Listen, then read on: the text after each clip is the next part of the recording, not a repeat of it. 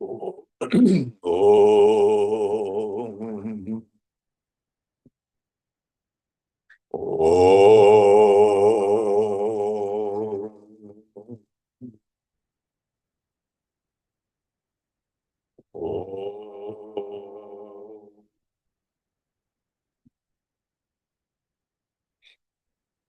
Gurur Brahma, Gurur Vishnu, Gurur Devo Maheshwaraha, Gurureva Param Brahma, Tasmai Shri Gurave Namaha. Chinmaya Vyapyat Sarvam Trailokyam Sacharacharam Tatpadam Darshitam Yena Tasmai Shri Gurave Namaha. Tvameva Mata Cha Pita Tvameva Tvameva bandhuscha sakha tvameva Tvameva vidyadravinam Tvameva Tvameva sarvam mama deva deva Tvameva sarvam mama deva deva. Jai Guru.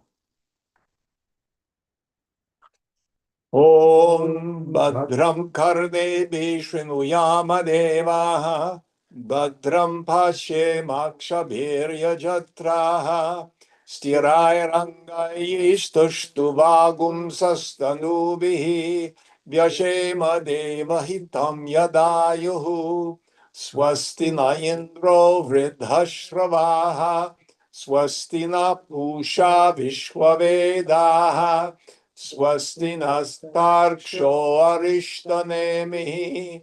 Swasti no brahaspatir dadhatu. Om Shanti, Shanti, Shanti. So we are finishing up the 4th chapter of the Gaudapada Karika. What verse are we on this week? 76. 76. Do you have it, Amini? 1 second, Jim. I'm pulling it up.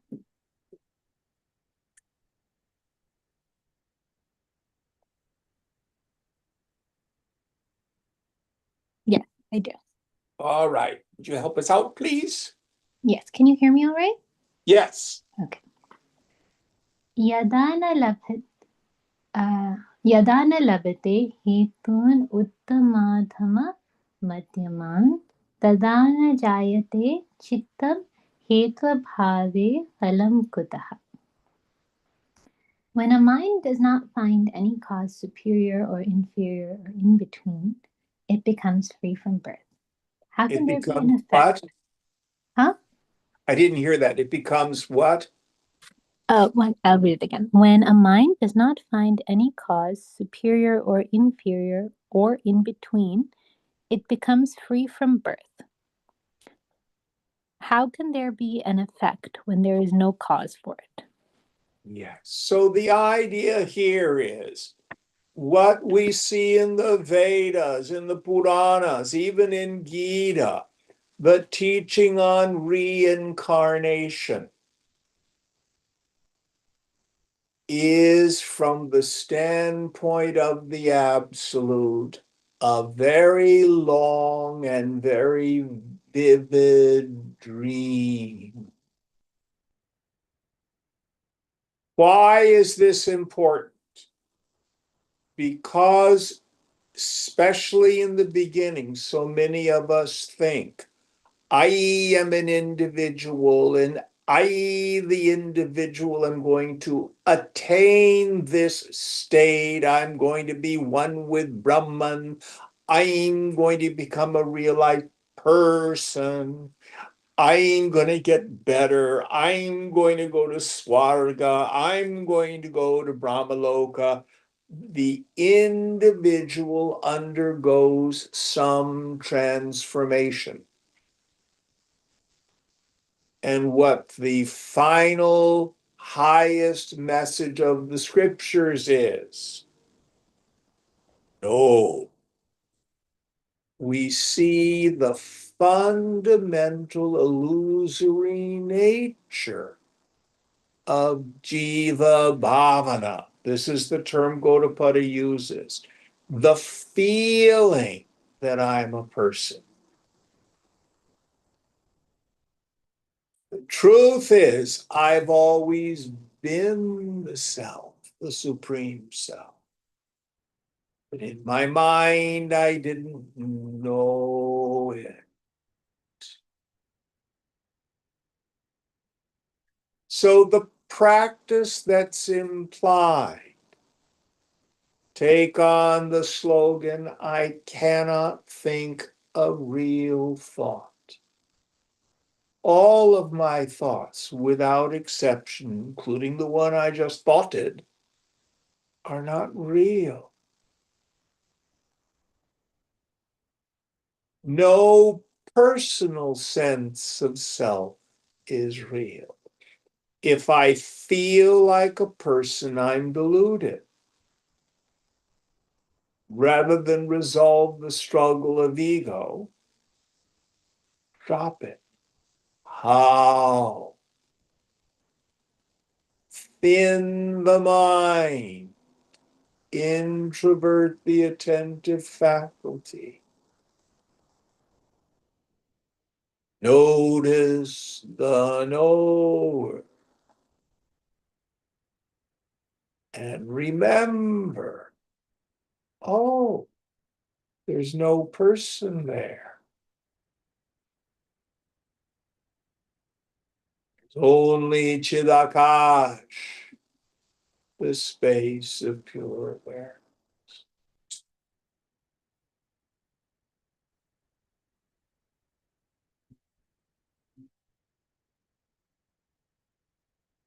Yeah, but I wanna have this wacko experience. I wanna maybe MDMA will make it happen.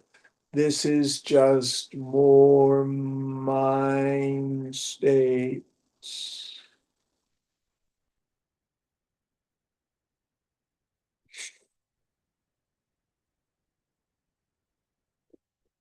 The jnani is no longer concerned about mind state.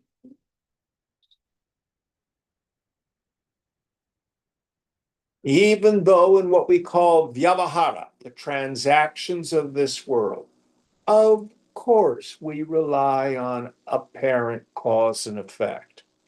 You need to put gas in the car in order for the engine to run. You flip the light switch to turn the lights on. But this is all like a dream.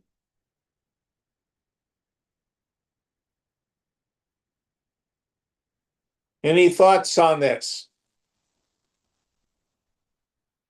Now, this teaching is profoundly unsatisfying to the ego. Yeah, but I, Jim, want to have this experience. I don't want to see that I, Jim, am a completely fabricated idea. I, Jim, don't want to see that everything I've held as important or sacred is illusion.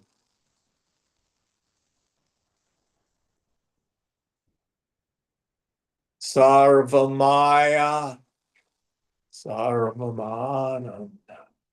It's all Maya. It's all bliss in the end. Brahma Satyam, Jagan Nitya. Brahman alone is real. The entire phenomenal world will without exception, is illusory. Next verse.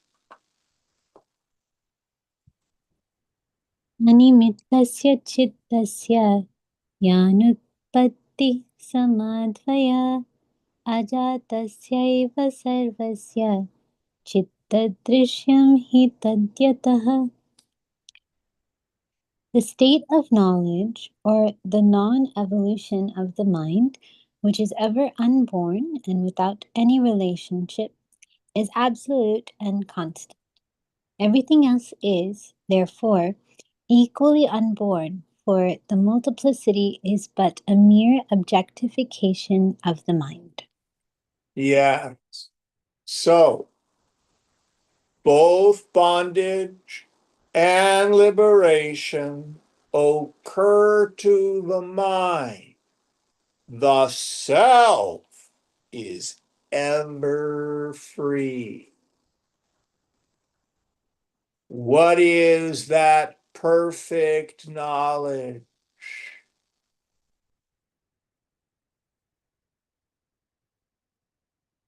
It is the self-evidence of the self. You do not see, hear, taste, touch, smell, emote, or think yourself. Yet you are. How do you know it? I don't know. I just do. Yes. And here is the great cosmic joke. Everybody already has it.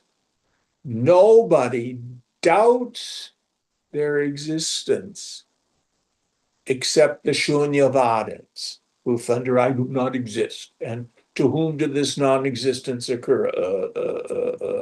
It is absolutely unverifiable position.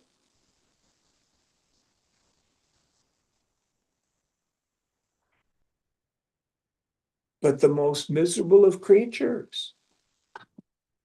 Example I like to use if I go across the street around Lake Merritt, there's somebody living in a bush, street person, a homeless person. And I were to ask them, do you exist? Yeah. What's your existence? Misery. Do you know you're miserable? Oh, yes. They do not doubt that they are.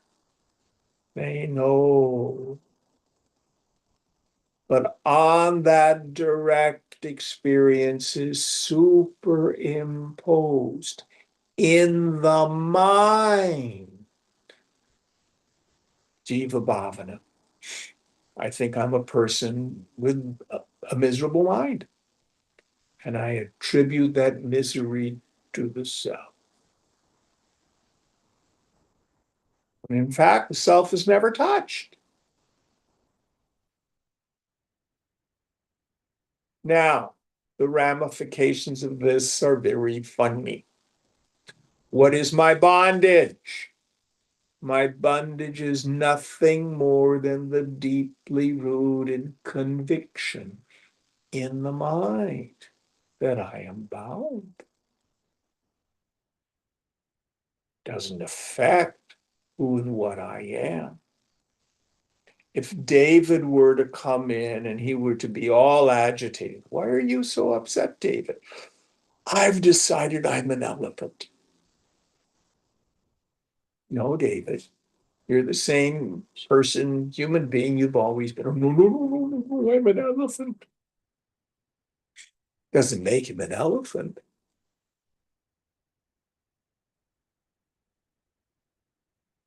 That's all there is to our bondage. Doesn't mean it's not powerful. And there is no other liberation than the aha that occurs in the mind. The pratyabhinyanam, the recognition. Not that, oh, now I, Jim, am a realized person. No. I am Brahman, aham brahmasmi. I've always been that space of pure awareness.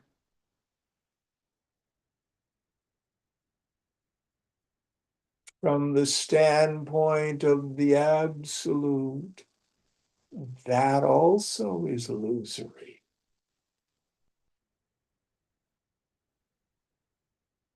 Swamiji only slept 4 hours a night.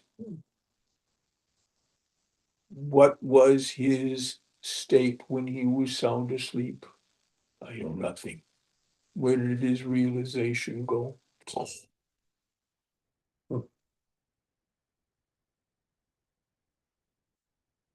Now, just because, from the standpoint of the absolute, this moksha is illusory, doesn't mean it's not useful. Because my suffering is also an illusion. But simply sitting here going, it isn't real, it isn't real, it isn't real, doesn't help.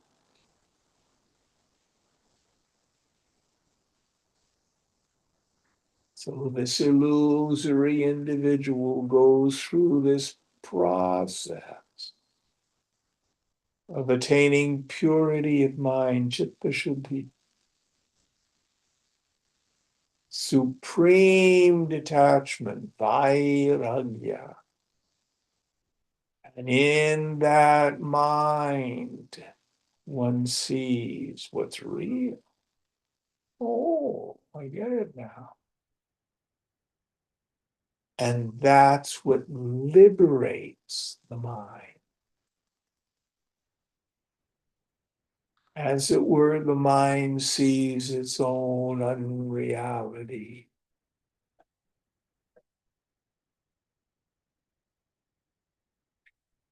And that doesn't touch the self either.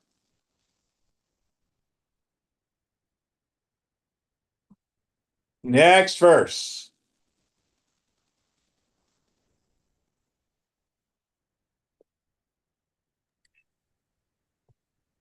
बुद्ध्वा निमित्ततां सत्यं हेतुं गणानुवन् वितशोकं तथा कामम् अभयं पदम् अश्नुते.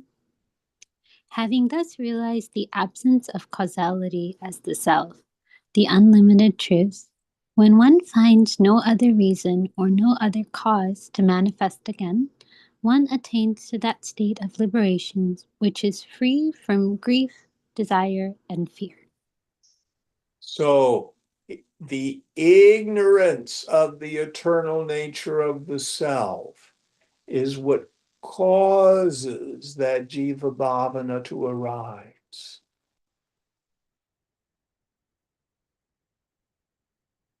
When the mind realizes no personal sense of self is real. That's our direct experience. Then jiva bhavana ceases to arise.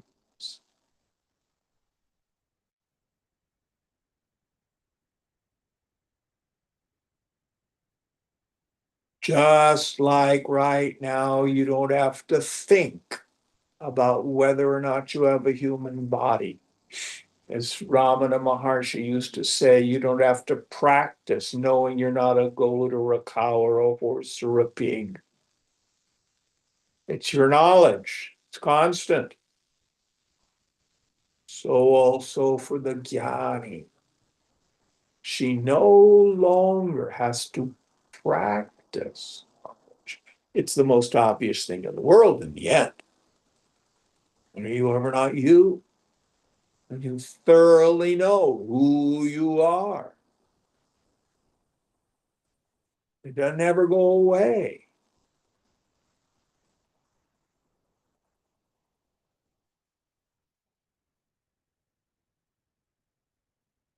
So the cause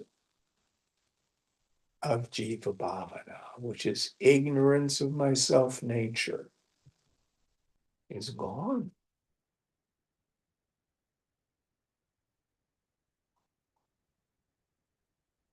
Next verse.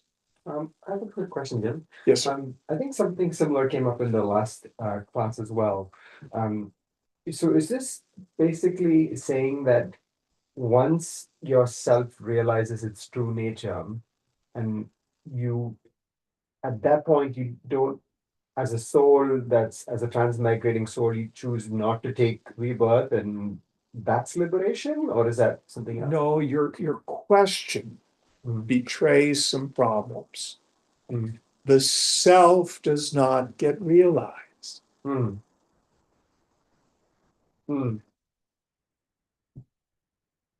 Self just is, and it's always self-evident. Realization takes place in the mind. mm, And when you see the dreamlike nature of this sense of individuality, what is there to take birth or to get born again? mm,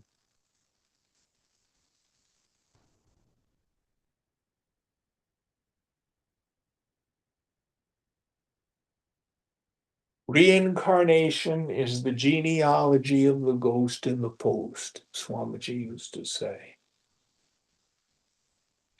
When you see that there's no person there, that there's only a post, all your ideas, just they fall apart. But as long as you hang on to this individual soul, this transmigrating soul that was born or may make the decision not to be born again, it's like me asking you the question, have you decided that you're not going to be a cow today? Did you? mm, You may have walked in hypnotized thinking you were a cow, but you were never a cow.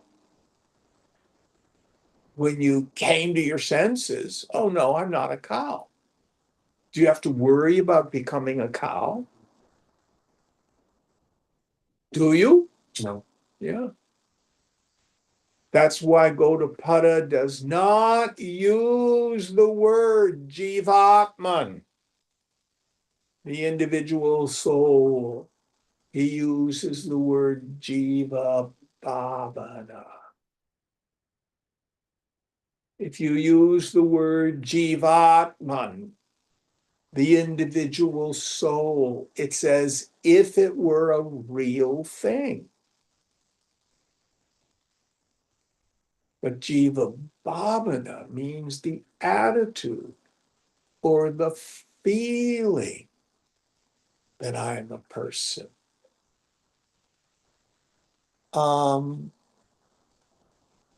Someone was sharing with me that there were a group of people, they considered themselves Catholics for generations and generations and generations. And when they walked into a Catholic church, they'd touch the holy water, make the sign of the cross, and then very quietly they'd mumble something. And someone asked them, well, why do you do this? I don't know. We've just always done it. Well, what is it that you're saying? And they mumbled it. What does that mean? I have no idea. That's just what our family has always done. So slow it down and say the whole thing. Come to find out, it's Hebrew. And they were crypto Jews from Spain. Do you know what a crypto Jew is? I don't. A crypto Jew in Spain. The Moors got there in like the 700s, and they were there for 800 years. And finally, when the Reconquista, the reconquering of the Christians, they told all the Jews, convert to Christianity, leave, or die. Those are your choices. So many said, okay, we'll convert, but they didn't really convert. They were hidden Jews. And so these people were Jews. They just thought they were good Catholics. Now, today, you can do DNA testing. They probably have what they call the Cohen gene, that prove that they were Jewish. But the whole point is their nature never changed. Only their understanding of who they are changed.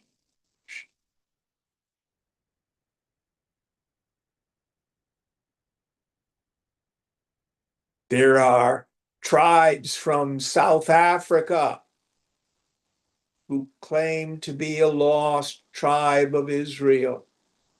They'd lost almost all of the ritualistic portions. They wanted to migrate to the modern state of Israel. They did DNA testing. Yes, they had the Queen gene. They were Jews. Other people, you can't be a Jew, you're black. They are. What is the name of the gene, you said? It's called Cohen. If you know anybody whose last name is Cohen, Kohen is the priest class in Judaism. They're the ones who 2,000 years ago or earlier were the priests in the temple.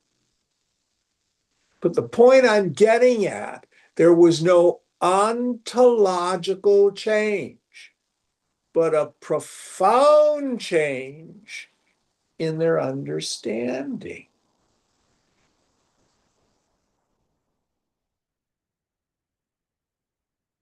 So you don't get a new self. What you realize is you were never really born in the first place. This life you're living is a dream. It's a bad acid trip.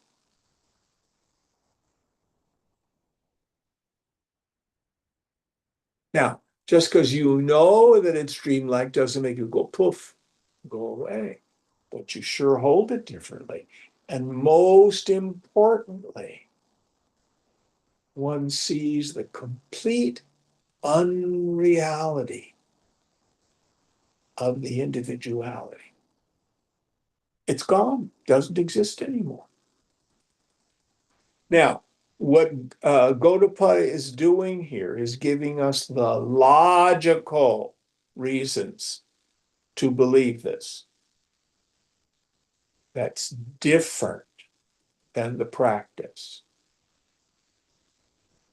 The practice is intense discrimination between the self and the not self, the subject and all the objects, and a spirit of intense renunciation to give up attachment to all experiences gained through the senses, and to give up identification with any form, any personal sense of self.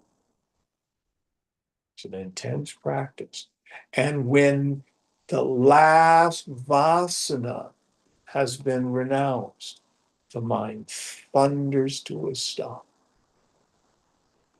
And the sense of being a person completely disappears. Is that helpful? All right, next verse.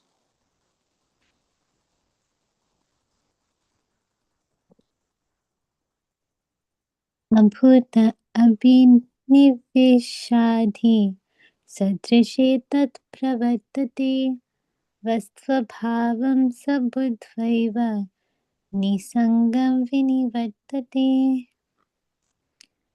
On account of one's attachment to the unreal things, the mind runs after such sense objects, but it comes back to its own pure nature when it becomes unattached, self-realized, when it is convinced of the total unreality of these objects. Yeah. So, what causes the ego sense, the ahankriti? We translate the word as ego. The word in Sanskrit is much richer. Ahankara or ahankriti. Aham is the first person pronoun. It means I.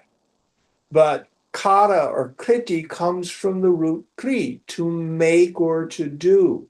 It's an attitude. It's a kind of thinking that makes a fake sense of I. Probably Shankara's most famous metaphor. You have to imagine that you're in Kerala. Shankara was a Nambudri. If you ever go to the rural sections of Kerala, you have these Nambudri houses. Have you seen these, Yeah. Mali? Yes. So they have these wonderful porches, and they're made of stone. They've been there for some of them 1,500 years. They're still there. They used to have thatched roof. Now they have the teak beams and tile. They're just gorgeous, gorgeous buildings. But it's hot. So the gurus would teach in the evenings when it was cooler. And there's no running water. So you go down to the river and you get these huge jars of water.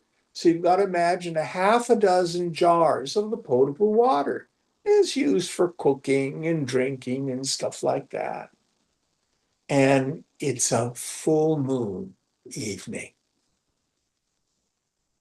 And Shankara says, look in the jars. Do you see the moon in the jars? Oh, yes.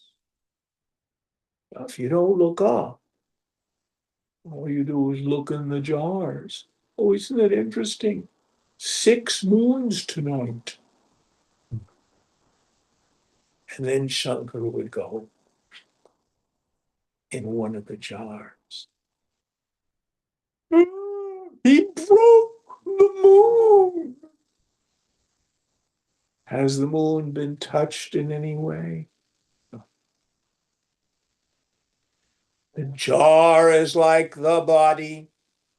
The water in the jar is like the subtle body, the mind intellect complex. The reflected moon in the water in the jar is like the ego sense. It's not a real moon. It is chaya, chitabhasa, reflected self, a shadow self, a fake self, seen but not real. And when the mind is agitated, it seems like myself is agitated.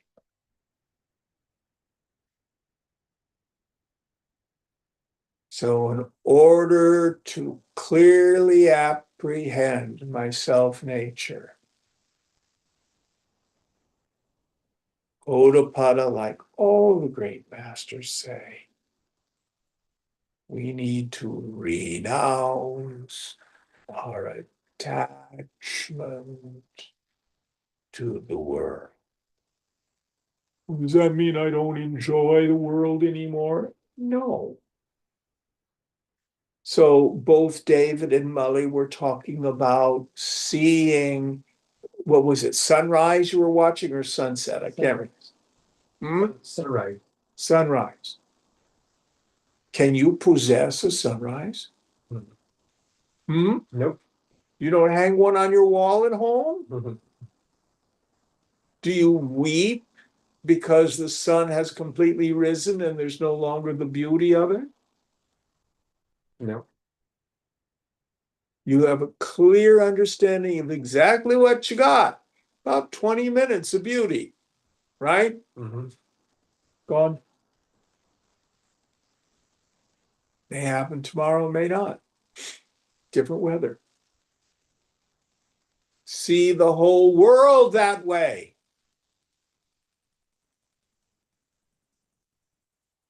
Appreciate it. But you've never seen a sunrise. Did you know that? You've seen an earth spin. Do you understand what I'm saying? I think so. With relation to the sun, the earth, the sun hasn't moved at all. It did not rise or set. The earth rotated. Don't you know that? Yeah. How long have you known that? Fourth grade? Yeah, at least. Yeah. But still, you have the tendency to think the sun is moving. Yeah. But you know it isn't. Yes. Yes. Seen, but not real. Yeah.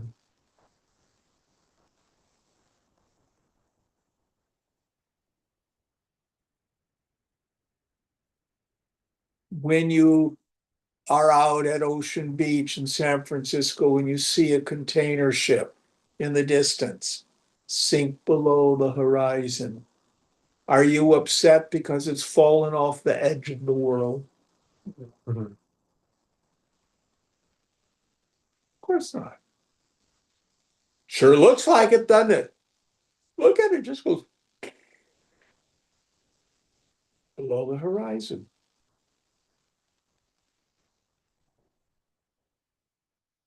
Seen but not real. All right, going on. Next verse.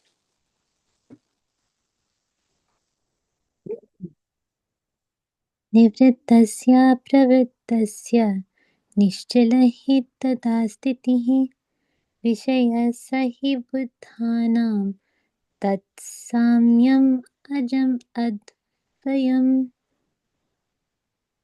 A mind thus redeemed from its attachments and maintained away from the objects of its distractions attains its state of changeless purity. This is being realized by the wise as undifferentiated, birthless, and non dual. Yes. So you do not have awareness like you have a thought or a feeling or an elbow. You know a thought, you know a feeling, you know your elbow. You do not know awareness. You are awareness. You do not see awareness. Then there would be awareness one and aware of awareness two. No. So you have the prakash, the light of pure awareness. And then you have what's called vimarsha, which means deliberation. A word just for any kind of thinking, feeling, perception. When the vimarsha is happening, the self is illuminating it. This fake self, this phony self, this chaya seems to arise like a shadow when the attention is focused outward. But if I remove the vimarsha, I don't even need to make it stop. I just need to withdraw my attention from it. Then I begin to apprehend that the prakasha, the light of pure awareness, is kutastha, still and stable like a mountain, never changes. But you and I must prove that to ourselves as we move through the day. Frequently stop for just a moment, introvert your attention, notice the knower, see whether or not you ever change. Well, of course I've changed. I was happy this morning and now I'm sad. No, you're fooling yourself. You were aware of happiness in the morning. You were aware of sadness in the afternoon. What are you? Who are you? In a still mind, notice the knower. You find out whether or not you're a changeless reality.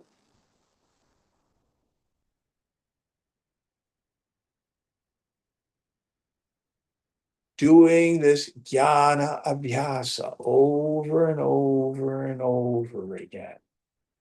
The mind gives up its belief in the existence of this jiva bhava. It becomes very clear that it's illusory. Next verse. अजम् अनिद्रम् अस्वप्नं प्रभातं भवति स्वयं सकृद्विभातो ह्येवैष धर्मोधात्त स्वभावतः. Sorry, that's Abhi in the background. The self which is free from birth and which is free from sleep and dream reveals itself by itself. For this self, in its very nature, is ever luminous. So we've got two kinds of knowledge going on here. The first knowledge is the real knowledge. Remember, reality with a capital R, that which is never subject to negation. Thin the mind, stop the mind, withdraw our attention from the mind. You don't get a new self. You see, oh, there's nothing there. Yet I shine. Satchitananda Rupaham. My nature is pure existence, consciousness, sentience, and no sorrow touches it.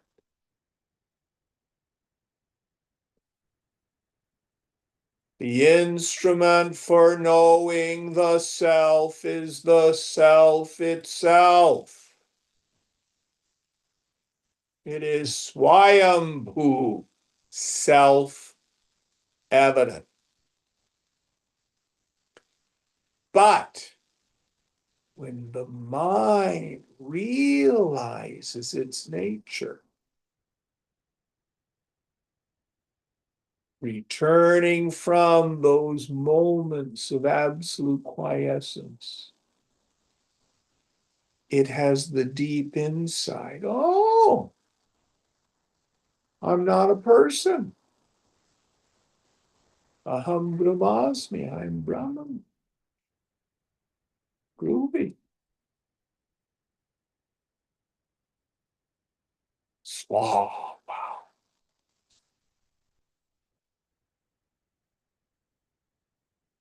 And that insight, though incredibly important from the standpoint of the self, occurs in Maya. This is why, in the end, so many of the scriptures say the bondage isn't real, the liberation isn't real, the scriptures are not real, the guru isn't real, the shisha isn't real. Only I is real.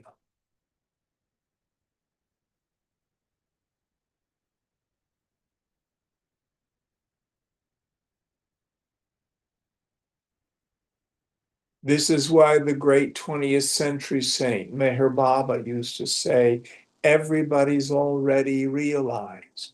The only real knowledge of the self is the self itself, and everybody already has it. Don't worry, be happy, he used to say.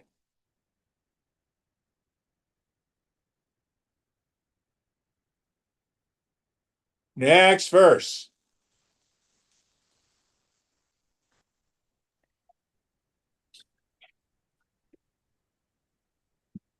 सुखम् आव्रियते नित्यं दुःखं विव्रियते सदा यस्य कस्यच धर्मस्य ग्रहेण भगवान् असौ. On account of the mind constantly apprehending individual objects, bliss, which is the essential nature of the self, always remains hidden and misery comes to the forefront. Therefore, the ever effulgent Lord is not easily realized. Yes. So again, the self has no problems. The self doesn't get realized. It is the stupid mind. The stupid mind gets all tangled up because of its preoccupation with the world. Why is the mind preoccupied with the world? It's convinced the world is inherently joy-giving or misery-producing, when in fact the world is mithya, just a light show, just illusion, like a movie. When the mind gives up its preoccupation with the world, and the self is easily apprehended. What do we mean by it's apprehended by the mind? I thought you said the mind can't know the self. You can reflect on a direct experience. The example I like to use, many of you have been through this before. Bring your attention to the waistband of your trousers. Now, the instrument for feeling your waistband is skin. Are your pants too tight, too loose, or just right? Which? Just right. Yours, Molly? My what? Sorry. Never mind. So yours are just right? Yes. Okay. Now, think about it. We brought your attentive faculty to the experience. Now, your skin has been feeling the waistband of your trousers since you put your pants on this morning. But you quit thinking about it, I'm sure. Yes. Now you're thinking about it. But your mind is not the instrument for the direct experience. It's your skin.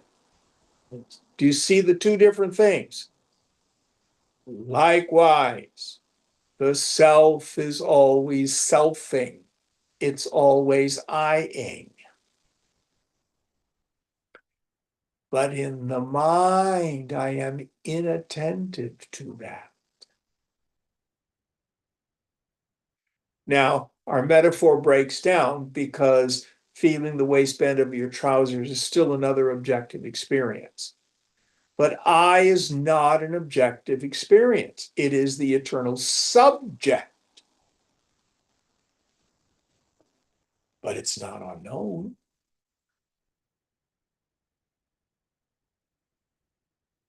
So this is the insight that Gaudapada is talking about.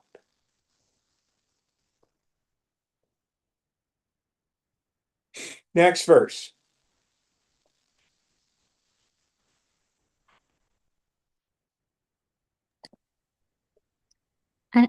अस्ति नास्त्यस्ति नास्तीति नास्ति नस्तीति वा पुनः चलस्थिरोभयाभावैरावृणोत्येव बालिशः. Childish persons veil truth by predicating on it such attributes as existence, non-existence, derived from their notions of the apparent, the permanent, the impermanent, combination of both, and the absolute negation of both. So people have all this language about the spiritual life. Probably the greatest misconception is I am a person and I'm going to get somewhere called realization. And then I will not have to come back again. And I'm going to be sad about that because then I won't have any money. all sorts of weirdness. Does the self exist or does it not exist? And then there are those people who will say, if asked, do you know the self? Oh no, I do not know the self. And that's like saying, David, do you know how to see? Yes. And if you were to say, oh no, I do not know how to see. Can you see my hand? Yeah, I can see your hand. Oh, I thought you said you don't know how to see.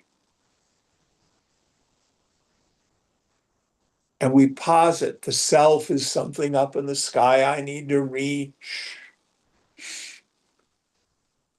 or I have to worship the God and then it's going to do something to me.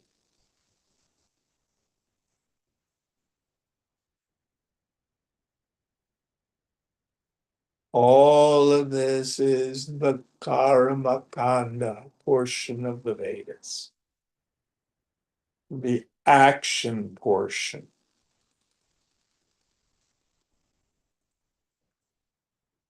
Now, its only purpose in the end is to purify the mind. But yourself always is. But it's amazing how firmly people will hang on to duality.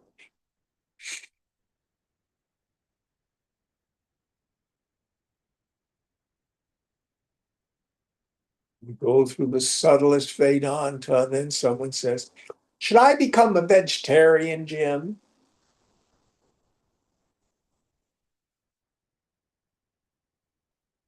Totally miss what we're talking about. But if your mind is still,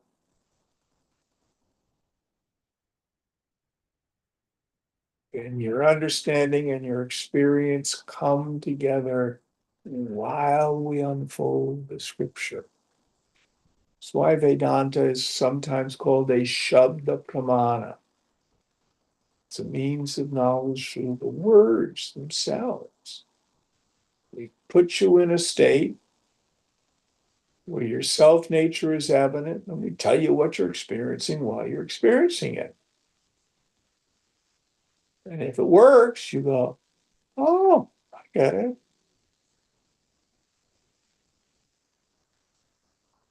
Next verse.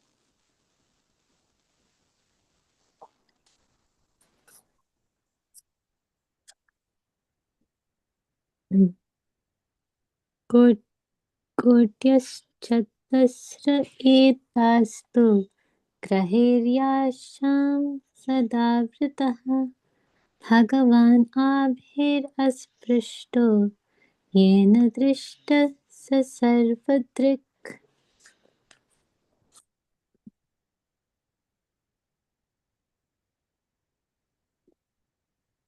These are the four alternative theories regarding nature of the Atman. On account of one's attachments to these, it always remains veiled from one's view. He who has known that the Atman is untouched by any of these, indeed perceives the self. So it is our ideas about the self, about the spiritual life, that get in the way of our direct apprehension. And in some ways, this is the great advantage for Westerners. We come to this without all the cultural conditioning. One of the ideas that can get in the way for Indians is, oh, self-realization is so far away, so difficult. Not for me. I want to get married, make money, enjoy the world. I might study a little bit. Maybe in 2 or 3 lifetimes away, I'll realize the self. Amazing how many people think that. I was talking with someone who's at Amma's ashram in India. She says, "Oh, I'm so impure. I'll have to wait 7 lifetimes before I realize the self." Okay.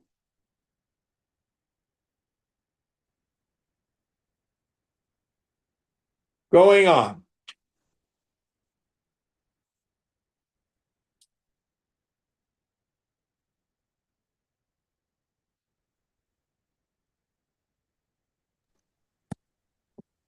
प्राप्य सर्वं यथा कृष्णं ब्रह्मण्यं पदम् अद्वयम् अनापन्नादिमध्यान्तं किमतः परम् ईहते. When he has attained the state of Brahman, a state of complete non-duality, which is without beginning, an end, or a middle, what else thereafter remains for him to desire for?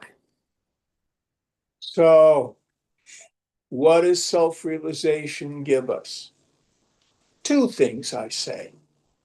The first is what I call existential freedom. I'm safe. Nothing ever touches me. I was not born. I cannot die. I cannot be improved. I cannot be diminished. There is no defilement or virtue that touches me.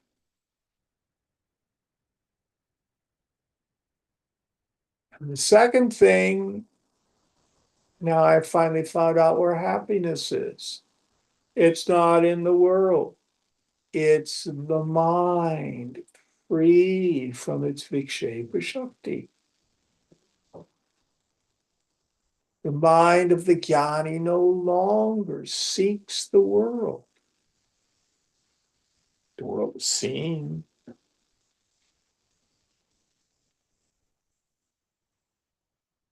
But it's not real. And how is Vikshepa Shakti translated? Projecting power, manifesting power. Vasana has 2 powers. Avarana Shakti, veiling power, the non-apprehension of my essential nature. And then it is immediately followed by the Vikshepa Shakti. The root is kshipati, which it means to like throw or hurl like a spear. What does the mind project? 3 ideas is all we have to worry about. 1, I think I'm a person. With that jiva bhavana, it inherently feels a spiritual impoverishment. I'm not enough, there's not enough. I'm discontent, I'm restless, I need. Then the mind projects a goal. People, places, things, or conditions, or fix myself. Either fix the world or fix me. A goal. The third element is struggle. I'll be happy when, it'll be better if, more better, different. With knowledge of the self, those 3 ideas are gone.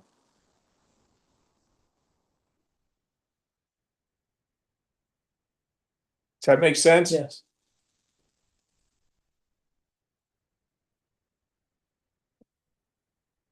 What verse are we on, Amini? We are on verse number 86, Jim. Okay, I think we'll quit here and finish it up next week.